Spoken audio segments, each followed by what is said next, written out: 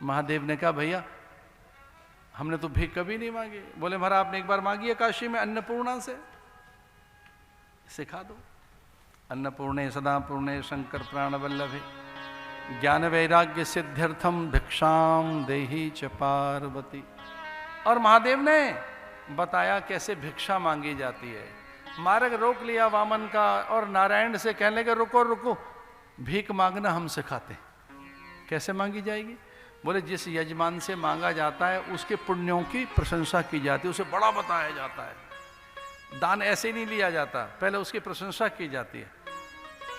तो जिसके द्वार पर जा रहे हो उसकी प्रशंसा करना, बताना कि विरोचन ने कितने यज्ञ किए तेरे पिता ने। विरोचन के पिता प्रहलाद ने, उसे बताना कि कितने बड़े बड़े यज्ञ हुए हैं विरोचन के द्वारा, प्रहलाद के द्वारा, हिरण्यकश्यपु के द्वारा, उसकी प्रशंसा करना।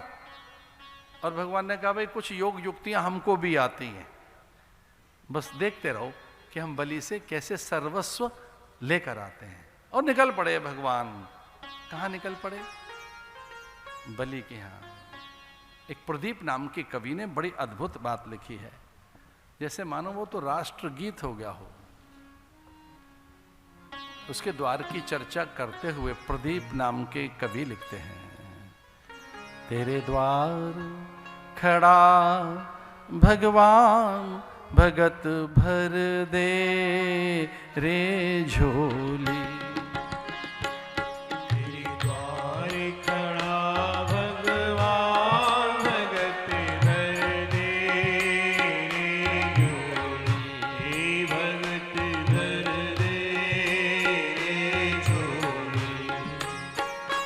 तेरा होगा बड़ा एहसान के युग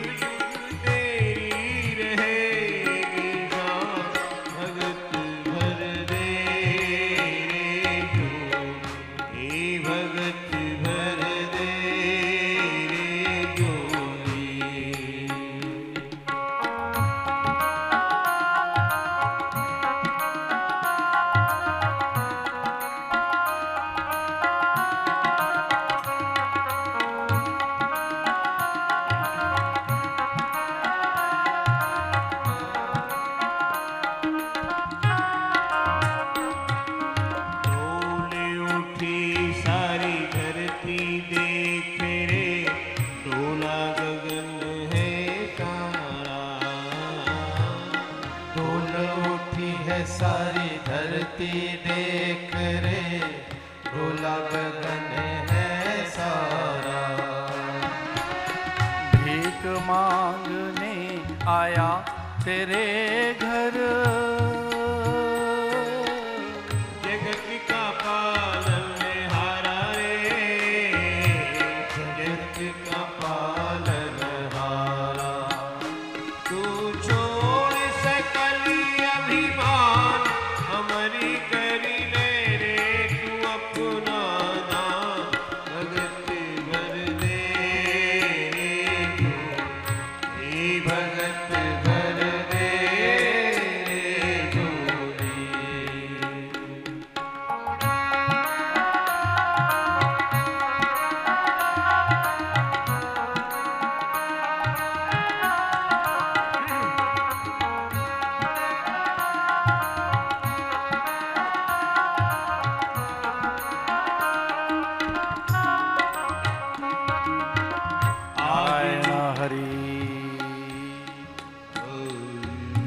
नारायण हरि।